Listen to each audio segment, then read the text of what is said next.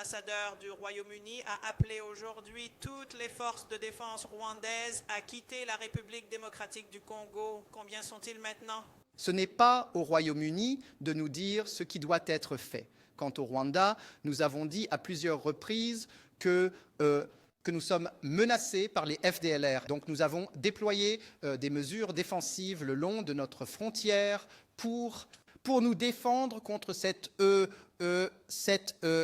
menace. Et cela ne doit pas être confondu avec le M23, qui est un mouvement congolais défendant une communauté congolaise. C'est le M23 qui a pris des territoires dans l'est de la République démocratique du Congo, y compris Goma et Bukavu. Ce n'est pas le Rwanda, car au Rwanda, nous ne prenons pas de territoire dans l'est de la République démocratique du Congo. Nous avons des mesures défensives qui sont ciblées, dynamiques et proportionnées à la menace.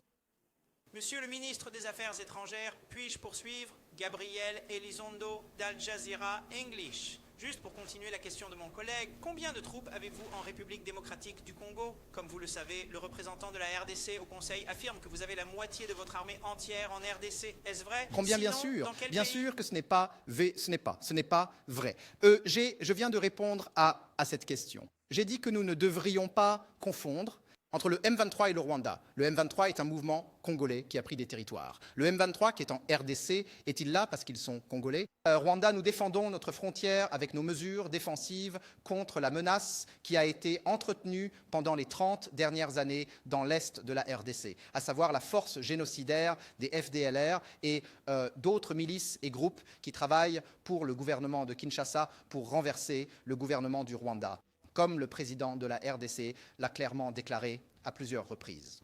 Oui, s'il vous plaît, ministre Karine Horton de Le Monde et RFI, Radio France Internationale. Pouvez-vous nous dire, vous n'avez cessé de dire que vous êtes attaqué par les FDLR. Pouvez-vous nous dire quelle a été la dernière attaque des FDLR avant la bataille de Goma récemment?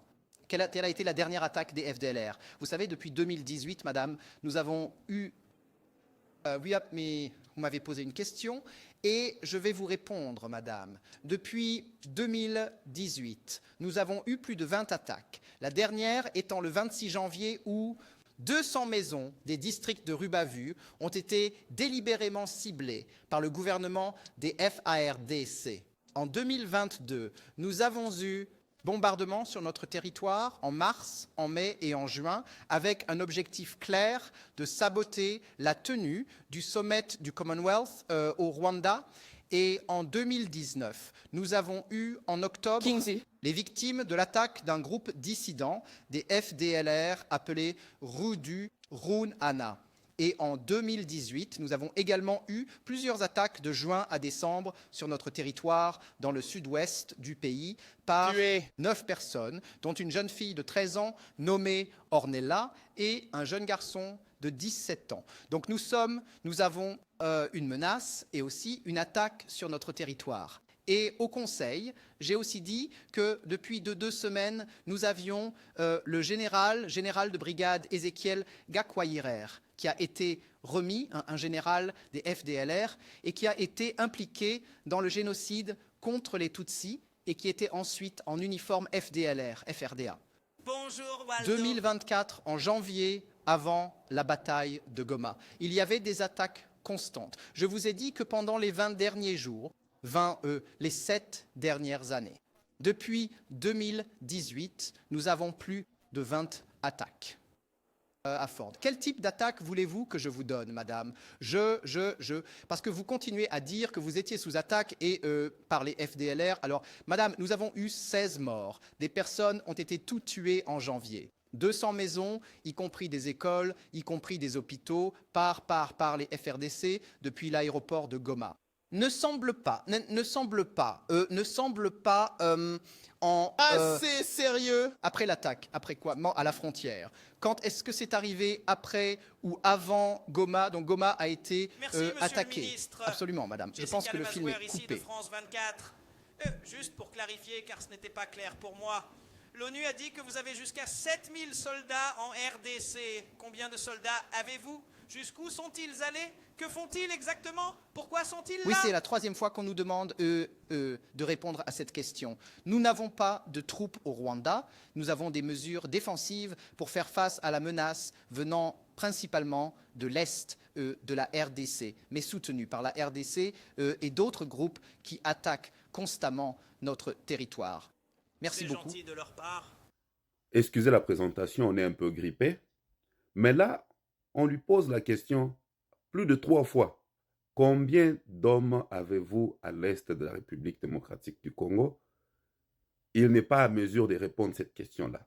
Tantôt, il va que non, il y a un processus régional qui sera résolu et ce n'est pas au UK de nous dire ce qu'il faut faire.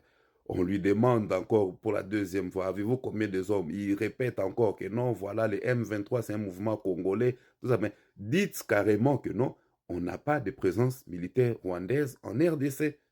C'était aussi simple que ça. Donc, vous voyez un peu cette crise, il y a trop de la désinformation, il y a trop de la manipulation. Et moi, ce que je regrette le plus est que dans cette conférence de presse, il n'y avait aucun journaliste congolais. Parce que là, ce sont des opportunités dont nous devons vraiment saisir. Avoir nos journalistes, c'était aux Nations Unies. On a des journalistes congolais ici aux États-Unis.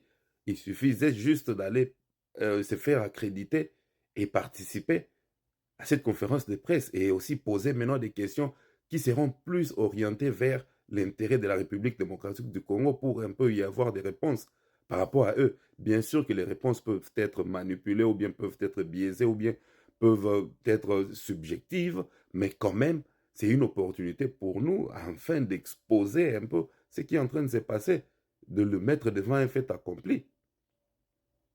Cette crise a duré. Et la grande question qu'on se pose, qui est le plus menacé dans cette crise? C'est la République démocratique du Congo ou c'est le Rwanda? Où est-ce qu'il y a plus de victimes? Parce que eux, ils évoquent le fait que non, voilà, les FDLR, c'est une menace pour eux. On n'en disconvient pas. C'est un mouvement rebelle, hostile au gouvernement rwandais. C'est tout à fait normal que ce mouvement soit une menace pour le Rwanda, pour le régime du Rwanda. Mais ce mouvement-là, curieusement, fait plus de victimes chez nous. Pour ceux qui n'ont pas l'information, pour ceux qui ne savent pas.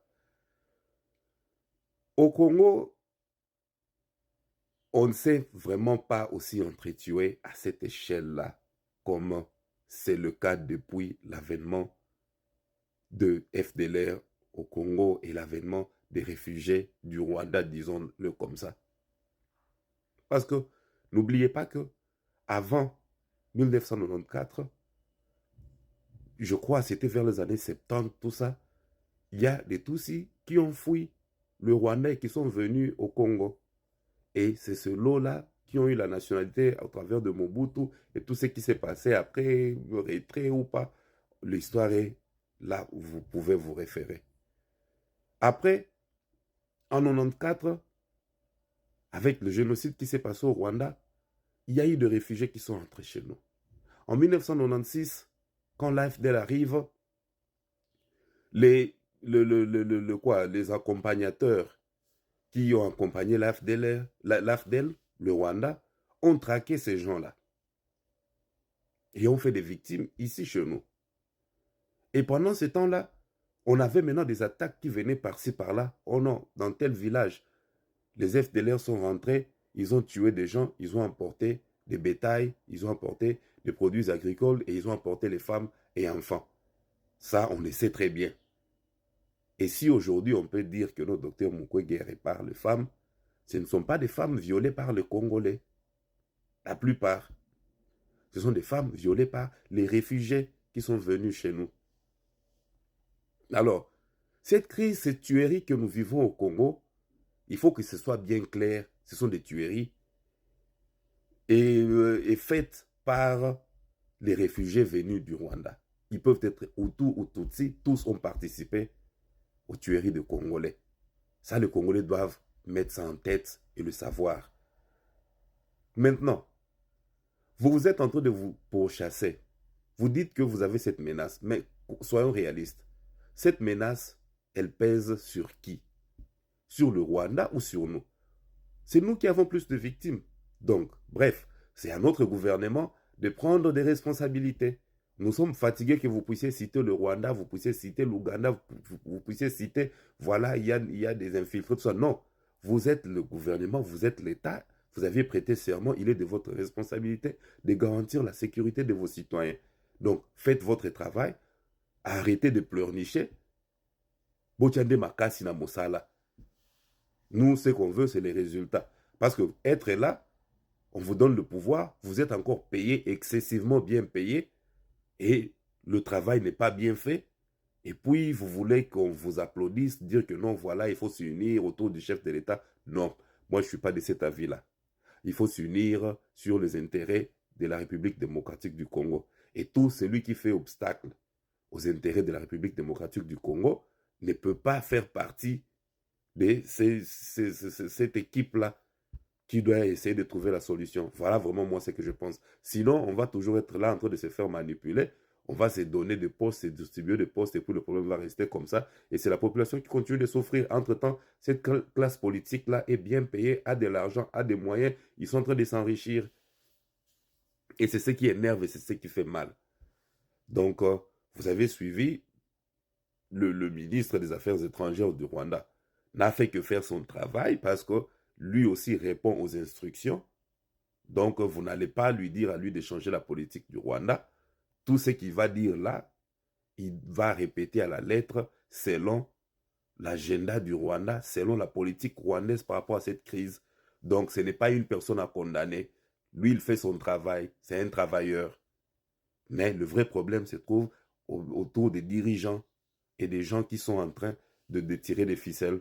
Parce que j'ai vu dans d'autres plateformes, on était en train de s'attaquer à ces ministres-là. Voilà, non, c'est pas que je suis en train de le défendre, mais je vous montre juste le fait qu'il faisait que faire son travail. Il a été engagé ou nommé pour ça. C'est comme Lambert Mende. Vous n'allez pas entendre que lui vous dise ce que vous avez envie de dire, vous avez envie d'entendre. Il va vous dire ce que son chef lui donne comme ligne de conduite face aux médias. Voilà un peu donc. Qu'est-ce que vous en pensez?